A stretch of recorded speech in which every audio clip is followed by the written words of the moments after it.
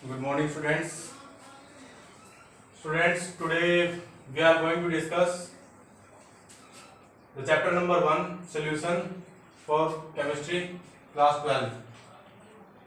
Students, in the previous classes we have discussed about solution, what is the name of this chapter meant for, and what are the types of solution, and also we have discussed about some unit of concentrations.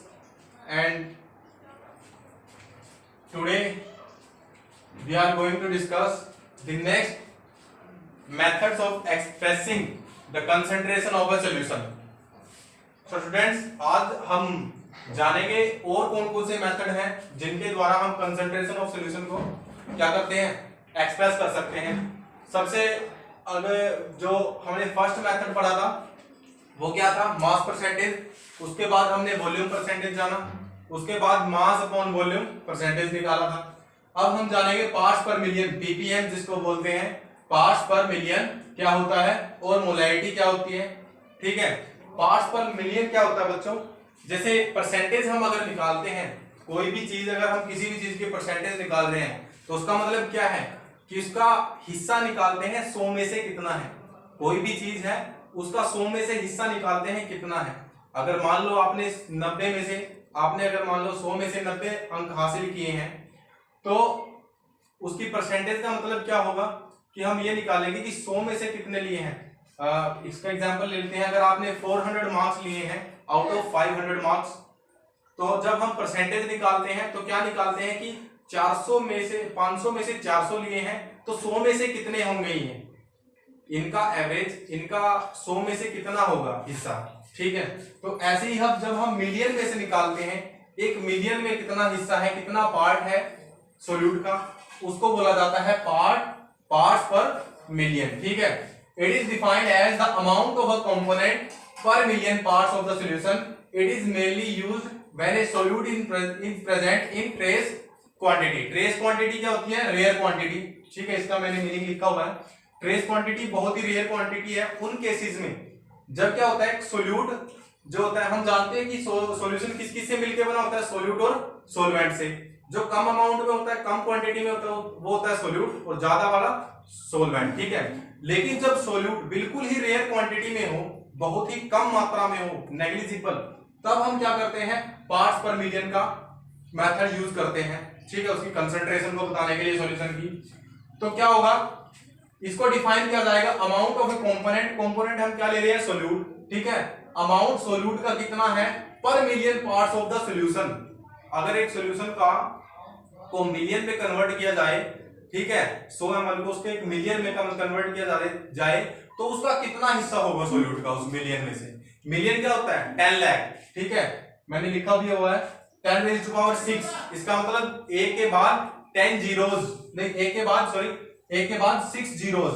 ठीक है, 10⁻10 की जितनी power होती है उतनी ही a के बाद zeros आ जाती हैं. 10⁻6 का मतलब a के बाद 6 जीरोस, इसका मतलब 10 लाख. ठीक है, तो अब जानेंगे पीपीएम का फॉर्मूला, पार्ट्स पर मिलियन का फॉर्मूला क्या होगा, वही होगा mass of component divide by total mass of solution.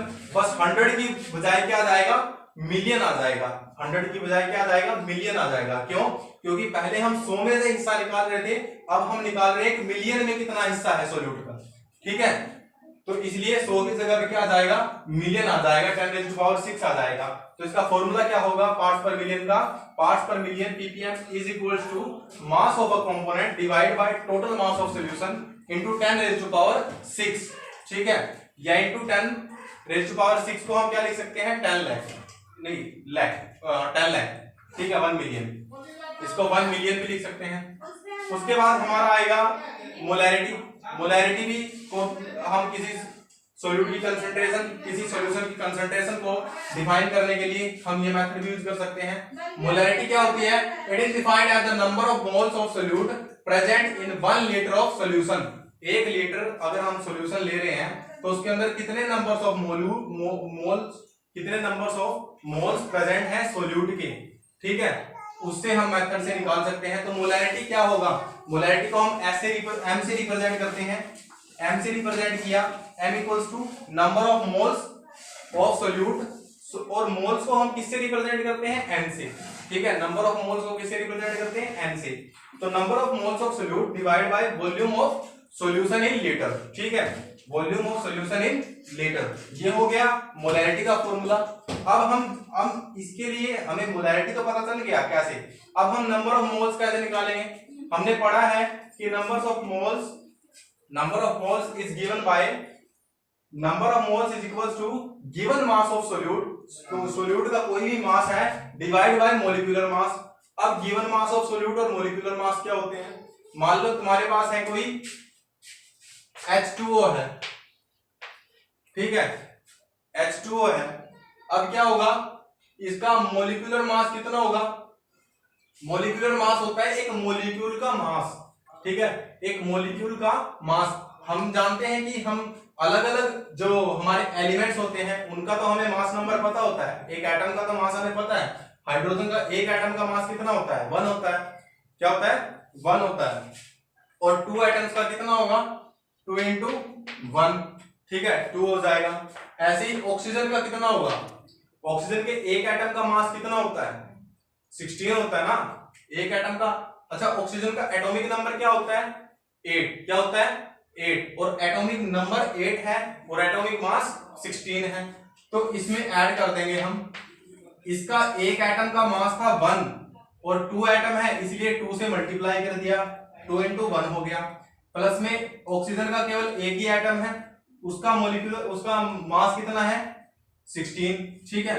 तो अब ये टोटल कितना हो गया, 2 into 1 प्लस 16, 18 हो गया, ठीक है, 18 हो गया। अब क्या होगा, 18 ग्राम इसका टोटल मॉलिक्यूल का मास है, ठीक है।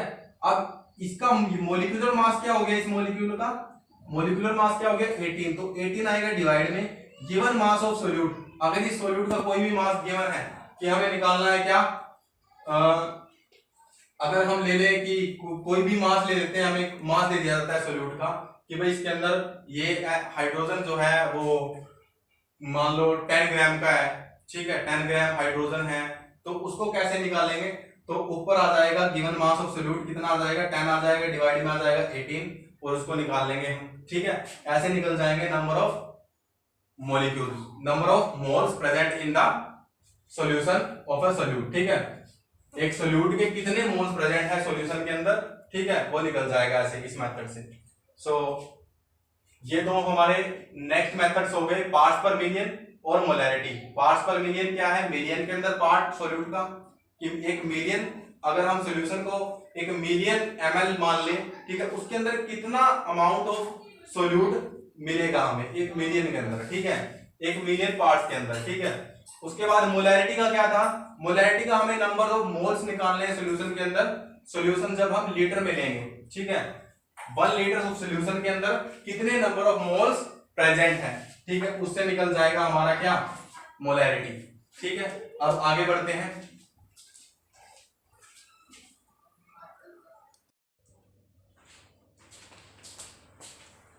तो स्टूडेंट्स, मोलैरिटी का हमने जाना कि मोलैरिटी क्या होती है। अब एक बार इसकी यूनिट देख लो, मोलैरिटी क्या होती है यूनिट, मोल पर लीटर या मोल लीटर -1, ठीक है, मोल लीटर इनवर्स।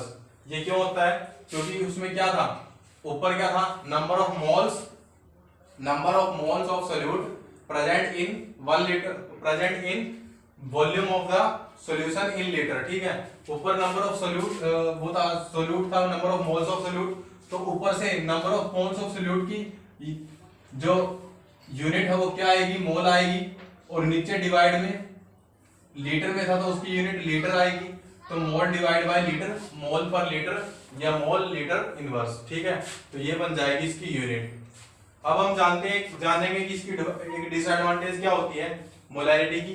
मोलैरिटी क्यों फुल्ली यूज नहीं किया जाता, क्योंकि मोलैरिटी डिपेंड्स अपॉन वॉल्यूम, क्योंकि नीचे हम क्या ले रहे हैं, वॉल्यूम में ले रहे हैं ना सोल्यूशन का वॉल्यूम किस में ले रहे हैं, लीटर्स में ले रहे हैं, और क्या ले रहे हैं, वॉल्यूम ले रहे हैं। तो क्योंकि वॉल्यूम ले रहे हैं हम, तो इसलिए मोलैरिटी डिपेंड करेगी वॉल्यूम के ऊपर, ठीक है। तो वॉल्यूम डिपेंड करेगा टेम्परेचर के ऊपर, क्योंकि जैसे ही टेम्परेचर चेंज होता है कम या ज्यादा किया जाता है तो वॉल्यूम में तो फर्क आता ही है। किसी भी चीज की वॉल्यूम है वो बढ़ती या घटती है टेम्परेचर के अकॉर्डिंग, ठीक है। तो टेम्परेचर जैसे ही बढ़ेगा या घटेगा वॉल्यूम में भी चेंज आएगा, और वॉल्यूम में चेंज आएगा तो मोलैरिटी में भी चेंज आएगा, ठीक है। तो इसलिए ये इसकी डिसएडवांटेज है, क्योंकि किसी भी एक कोई भी हमने सॉल्यूशन ले लिया उसकी एक परफेक्ट मोलैरिटी हम नहीं बोल सकते कि ये इसकी मोलैरिटी है और ये कभी चेंज नहीं होगी, क्योंकि वो चेंज किसके साथ होगी, टेम्परेचर के साथ चेंज होगी। जैसे टेम्परेचर चेंज हुआ वॉल्यूम ऑफ सॉल्यूशन चेंज होगा, और वॉल्यूम ऑफ सॉल्यूशन चेंज हुआ तो मोलैरिटी चेंज हो जाएगी, ठीक है। तो ये इसकी एक डिसएडवांटेज है।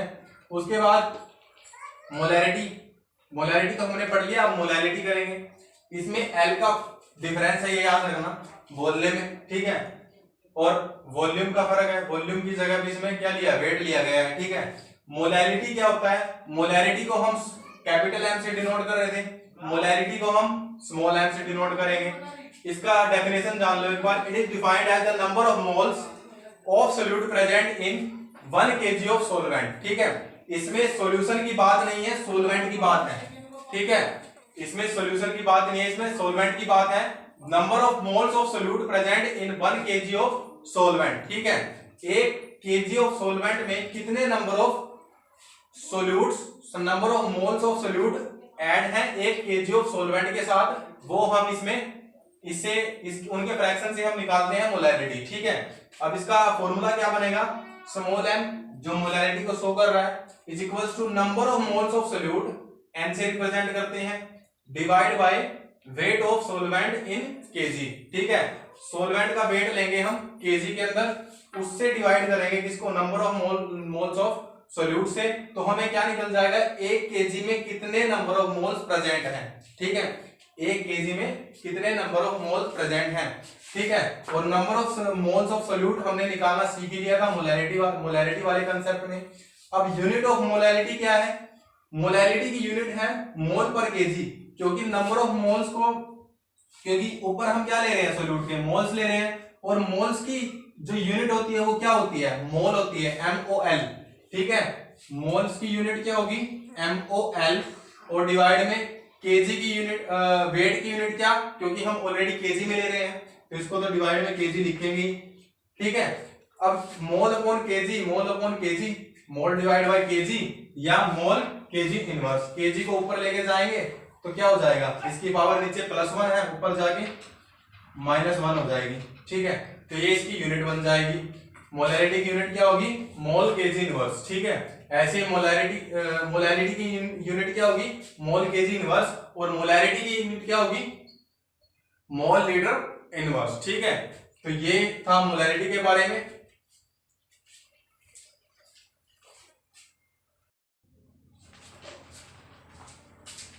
तो स्टूडेंट्स, मोलैरिटी और मोलैलिटी के बारे में हमने जाना कि मोलैरिटी क्या होती है।